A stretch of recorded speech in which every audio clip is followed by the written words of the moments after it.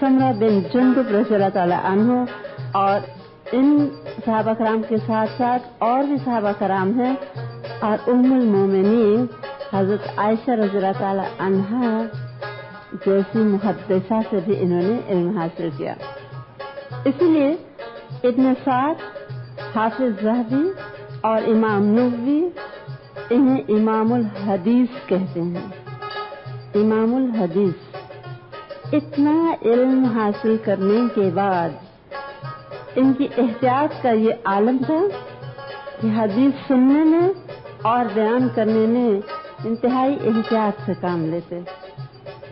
जरा सा भी किसी शख्स का किरदार बेहतरीन से कम होता तो उससे हदीस नहीं सुना करते थे। और इसी तरह हदीस बयान करते हुए भी बहुत डर डर के हदीस बयान करते कि कहीं कोई भूल चूक ना हो जाए। फरमाते थे अगर किसी बात करने वाले को ये मालूम हो जाए कि उसकी बातें मुआखजा के लिए कलमबंद की जाती हैं तो वो गुफ्तगू कम कर दे। अगर किसी बात करने वाले को ये मालूम हो जाए कि उसकी बातें मुआखजा के लिए लिखी जा रही हैं तो वो गुफ्तगू कम कर दे। और जो बड़े हदीस के आलिम और आइम्मा कराम थे उस जमाने के, वो भी बहुत से लोगों को फरमाते कि अगर तुमको हदीस का इल्म हासिल करना है तो इब्न सीरीन के पास जाओ। बहुत सच्चे इंसान थे। हिशाम बिन हस्सान कहते हैं मैंने इंसानों में सबसे ज्यादा सच्चा इब्न सीरीन को पाया। शुएब बिन हजाब का बयान है कि शोबी हम लोगों से कहते तुम लोग इब्न सीरीन का दामन पकड़ो। शोबी जो खुद बहुत बड़े आलिम हैं वो लोगों को क्या कह रहे हैं, इब्न सीरीन का दामन पकड़ लो, उनके पास जाओ। इसलिए हम देखते हैं कि इनके इर्द गिर्द हदीस का इल्म सीखने वालों का एक वसी हल्का मौजूद रहता और इनमें बहुत बड़े बड़े लोग भी आया करते थे। बहुत नाम है अगर आप लोग वाकिफ हों। इमाम शोबी खुद, साबित, दाऊद बिन अबी हिंद, इब्न औन, अयूब, सुलेमान अल-तैमी, मालिक बिन दिनार, इमाम औज़ाई, हिशाम बिन हस्सान वगैरह। फिक्र में इनको बहुत मोतबर माना जाता है और इब्न हब्बान कहते हैं कि इब्न सीरीन फकीह, हाफिज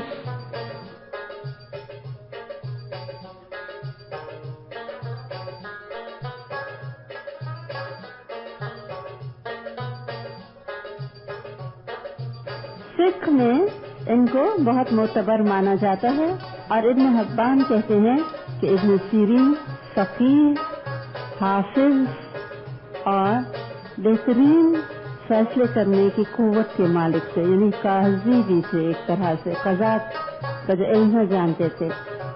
लेकिन इनके इल्म की बिना पे जब इनको काजी का ओहदा पेश किया गया तो ये शाम भाग गए और वहाँ से मदीना मुनव्वरा आ गए। मैंने काजी नहीं बनना। बहुत मुश्किल काम है ना फैसले करना कि कहीं कोई गलती हो जाए तो मुआवजा होगा। फतवा देते हुए बहुत एहतियात बरतते थे। कहते हैं ऐसी एहतियात बरतते थे कि अगर इनसे कुछ पूछा जाता तो जवाब देते वक्त शिद्दत एहतियात या खौफ से घबरा जाते और उनकी हालत बदल जाती। अशश बयान फरमाते हैं जब हम इब्न सीरीन के पास बैठते तो वो बातें भी करते थे, हंसते भी थे, हालात भी पूछते थे, लेकिन जहाँ उनसे फिक्र का कोई मसला या हराम और हलाल के मुतालिक पूछा जाता तो उनका रंग बदल जाता था। मालूम ही न होता था कि थोड़ी देर पहले वो हंस बोल रहे थे। कहते मैंने एक मरतबा इनसे एक मसला पूछा। इब्न सीरीन की तरफ जब रुजू किया तो उन्होंने मुझे जवाब में कहा मैं ये नहीं कहता कि इसमें कोई हरज नहीं, बल्कि मैं ये कहता हूँ कि मैं इसमें कोई हरज नहीं समझता। फतवा नहीं दे रहा, एक जाती राय देता हूँ। अल्लाह ताला से बहुत ज्यादा डरने वाले, अल्लाह की नाफरमानी से बहुत बचने वाले और हर वक्त अल्लाह ताला का खौफ इनके दिल में रहता है। कहते हैं ये तबीयतन बहुत खुश मिजाज, चेहरे पे हर वक्त मुस्कुराहट रहती, लोगों में बैठते मुस्कुराते हंसते बोलते, लेकिन जब तन्हाई में होते تو ان کا دل اللہ کے ڈر سے بھر جاتا اور آنکھیں اللہ کے خوف سے آنسو بہاتی تھیں۔ ہشام بن حسان کہتے ہیں ایک مرتبہ ہم لوگ ابن سیرین رحمۃ اللہ علیہ کے ساتھ رہ رہے تھے۔ دن میں ہم انہیں ہنستا بولتا ہوا دیکھتے اور رات کی تاریکی میں ان کے رونے میں اتنی شدت ہوتی کہ آواز سنائی دیتی تھی۔ موت کے ذکر سے ان پر موت کسی کیفیت طاری ہو جاتی تھی۔ اور لوگ فرماتے ہیں کہ ابن سیرین رحمۃ اللہ علیہ کے سامنے جب موت کا ذکر ہوتا تو گویا ان کے جسم کا ہر حصہ مر جاتا تھا۔ ان کے زمانے میں لوگوں میں تقدیر کے معاملے پہ بہت بحث مباحثہ شروع ہو گیا اور ہوتے ہوتے پورا ایک گروہ بن گیا جس کو قدری کہا جاتا تھا، فرقہ بن گیا۔ قدر کہتے ہیں نا، قضا قدر تقدیر سے، اور الٹی الٹی باتیں جیسے بعض لوگ کرتے ہیں تقدیر کے بارے میں وہ بھی کیا کرتے تھے۔ یہ ایسے لوگوں سے سخت گھبراتے تھے جو کہ اللہ تعالیٰ کے فیصلوں پہ اعتراض کرنے والے ہوں، اور اس لیے ایک مرتبہ ایک شخص ان کے پاس آیا اور تقدیر کے بارے میں باتیں کرنے لگا۔ انہوں نے اس کے جواب میں یہ آیت تلاوت فرمائی کہ یقیناً اللہ تعالیٰ عدل، احسان اور قرابت داروں کو دینے کا حکم دیتا ہے، بے حیائی اور ناشائستہ باتوں اور زیادتی کرنے سے منع کرتا ہے، اور تم لوگوں کو نصیحت کرتا ہے تاکہ تم اس کو یاد رکھو۔ کوئی ایسی بات کا جواب بھی نہ دیا جس میں کوئی شک ہو کہ کوئی اللہ تعالیٰ کی رضا کے خلاف نہ بات نکل جائے۔ یہ آیت سنا کے انہوں نے اپنے کانوں میں انگلیاں ڈال دی اور وہ شخص جو باتیں کر رہا تھا اسے کہتے ہیں تم میرے پاس سے جاتے ہو یا میں خود اٹھ جاؤں۔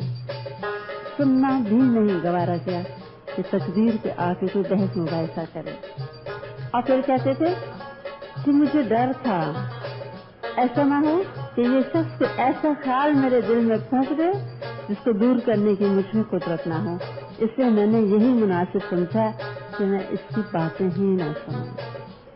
احتیاط برتتے تھے یہ لوگ، ایمان میں خلل نہ آئے کسی بات پہ بھی۔ کہا جاتا ہے عبادت بہت شوق سے کرتے اور علم کے ساتھ ساتھ عبادت میں بھی انتہائی کمال کرتے، تنہائی میں تسبیحات کرتے، سوتے وقت ذکر الہی میں مشغول ہوتے اور دن میں اکثر روزے رکھا کرتے تھے۔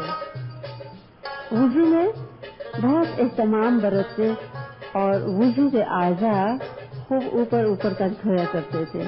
یہ حدیث ہے نا، آپ صلی اللہ علیہ وسلم نے فرمایا اعضاء کے چمکنے سے اپنی امت کو پہچانوں گا۔ زکوٰۃ بہت اہتمام سے دیتے، اللہ تعالیٰ کے بندوں کی مدد فرماتے، اور ان کے ساتھی کہتے ہیں کہ ہم جب بھی عید پہ ابن سیرین کو ملنے آتے انتہائی عمدہ قسم کا ایک فالودہ ہم کو ضرور کھلایا کرتے۔ تو گویا مہمان نواز، عبادت گزار اور بہت زیادہ اللہ تعالیٰ سے محبت کرنے والے اور اس سے ڈرنے والے۔ مسجدوں کا خاص خیال کرتے کہ اللہ کا گھر ہے، اور اپنے کپڑے سے کبھی کبھی مسجد کو صاف کر دیا کرتے اگر کوئی اور چیز نہ ملتی کہ مسجد کو صاف کیا جائے۔ اس شدت احتیاط کی بنا پہ کبھی کبھی ان کو بہت بڑا مالی نقصان بھی ہوتا تھا۔ کسی چیز میں ذرا شک آ جاتا تو اس کو جتنا بڑا بھی نقصان ہوتا پرواہ نہ کرتے، مالی نقصان برداشت کر لیتے تھے، لیکن شک کی بنا پہ کمائی چھوڑ دیتے تھے۔ تجارت کیا کرتے تھے، تجارت بھی تھی اور دکانداری بھی تھی۔ ایک مرتبہ ان کو تجارت سے جب انہوں نے غلہ خریدا تو 80,000 کا فائدہ ہو رہا تھا، لیکن ان کو شک آ گیا کہ کہیں یہ ربا نہ ہو۔ بہت صاف واضح طور پر منافع نہیں تھا محسوس ہو رہا، یوں محسوس ہوا کہ اس میں ربا یا سود کا شائبہ ہے۔ 80,000 کا نقصان کر دیا اور وہ سارا کا سارا منافع چھوڑ دیا کہ کہیں میری کمائی میں سود نہ شامل ہو جائے۔ اسی طرح ایک مرتبہ انہوں نے 40,000 کا روغن زیتون خریدا، زیتون کا تیل۔ جب وہ پیپے کھولے تو ایک پیپے میں مرا ہوا چوہا نکل آیا تیل کے پیپے میں۔ اب انہوں نے سوچا کہ شاید یہ جس بڑے پیپے میں ہوگا، ہو سکتا ہے ایک ہی جگہ سے سب پیپے میں تیل ڈالا گیا اور مرے ہوئے چوہے والا خراب ہے تیل، لہٰذا انہوں نے سارا تیل پھینکا دیا۔ 40,000 की बहुत बड़ी रकम थी। पूरी रकम जिससे खरीदा था उसको अदा न कर सके, लिहाजा इनको कैद कर दिया गया। जो सौदा बेचते ग्राहक को अच्छी तरह से तसल्ली कराते, हर तरफ से चेक करवाते, और मैमून बिन मेहरान फरमाते हैं, कहते हैं कि कपड़ा खरीदने कूफा गया, मोहम्मद बिन सीरीन की दुकान पे पहुंचा। जब मैं भाव करके कोई कपड़ा खरीदता तो वो मुझसे 3 मरतबा पूछते थे कि तुम इसकी खरीदारी पर राजी हो। इसके बाद जो तसल्ली न होती 2 आदमियों को गवाह बनाते और इन मराहिल के बाद कहते अब सामान ले लो तुम। वो कहते हैं इतनी एहतियात बरतते थे कि मैं हमेशा अपना सारा सामान इन्हीं की दुकान से खरीदता था। तो अमानतदारी इन द लॉन्ग रन इंसान को बहुत फायदा देती है। मुस्तकिल ग्राहक थे जो सीधा इन्हीं के पास आते और इन्हीं से लेके सामान जाते। वो कहते यहाँ तक कि सामान लपेटने के लिए जो कपड़ा चाहिए होता था वो भी मैं इन्हीं के यहाँ से खरीदता था। कहते हैं उस जमाने में पैमाने की मिकदार घटती बढ़ती रहती थी, स्टैंडर्ड रेट्स नहीं थे, लिहाजा एक तो जो सरकारी तौर पे होता था पैमाना उससे वजन करके सामान तोलते, और इसी तरह अगर कोई ज्यादा बड़ी चीज होती तो अपने तरफ से एक खास वजन डाल के उसको तोलते और उसको मोहर लगा के महफूज कर लेते थे जिस पैमाने से नापते। जब कहते हैं माल वापस करने लगते लोग उनको, तो फिर अपने जो उनके पास पैमाना था उससे दोबारा वजन करते हैं मोहर तोड़ के, ताकि किसी के साथ ज्यादती ना हो। कि सरकारी पैमाना अगर घट भी गया है तो जो मैंने जिस पैमाने से वजन किया हुआ है उससे चेक कर लूं, लेने वाले को न नुकसान हो। खोटे पैसे इस जमाने में आप जानते हैं कि आ जाया करते थे, और ये खोटे पैसे को कभी भी आगे नहीं चलाते थे, मुझे तो नुकसान हो गया किसी और को ना हो, लिहाजा तमाम खोटे पैसे एक डब्बे में बंद करते रहते। और इनके इंतकाल के बाद जब वो डब्बा खोला गया तो 500 खोटे पैसे निकले। हलाल की कमाई खुद भी कमाते और लोगों को भी कहते कि लोगों, अल्लाह की जानिब से हलाल रोजी तुम्हारे लिए मुकद्दर हो चुकी है, उसी को तलाश करो। अगर तुम हराम के जरिए से उसको हासिल करोगे तो भी उससे ज्यादा न मिलेगा जो तुम्हारे लिए मुकद्दर हो चुका। हराम से इस कदर बचा करते थे कि एक मर्तबा एक शख्स ने इनको 2 दिरहम का दावा किया। 2 दिरहम बहुत ही मामूली रकम है। इन्होंने इनकार कर दिया। दावा करने वाले ने कहा कि आप कसम खाएं। इन्होंने कसम खा ली। वो हैरान हो गया और लोगों ने कहा आपने इतनी छोटी रकम के लिए कसम खा ली? कहते हाँ, इसलिए खाई कि मैं जानबूझ के इस शख्स को हराम नहीं खिला सकता। मुझे पता है कि झूठा दावा कर रहा है। अगर कसम न खाता तो ये हराम खा लेता, मैं 2 दिरहम देता तो वो हराम थे, तो झूठ बोल के ये ले रहा था। बहुत एहतियात बरतते अमीर और उस जमाने के जो सलातीन थे हुक्मरान, वो इनकी इज्जत करते और इनकी इज्जत और मोहब्बत में इनको तोहफे भेजा करते थे, लेकिन ये एहतियातन उनके तहाइफ न लेते, कबूल ही ना फरमाते थे। खानत से बहुत घबराते थे और न सके कि खुद खानत नहीं करते थे बल्कि दूसरों को भी खानत करने में मदद न देते थे। एक मरतबा जब ये कैद के जमाने में थे, जैसे मैंने अभी आपको सुनाया कि एक मरतबा जैतून का तेल का वो न दे सके वापस रकम तो कैद होना पड़ा। इत्तेफाक से जेल का मुहाफिज इनको जानने वाला था।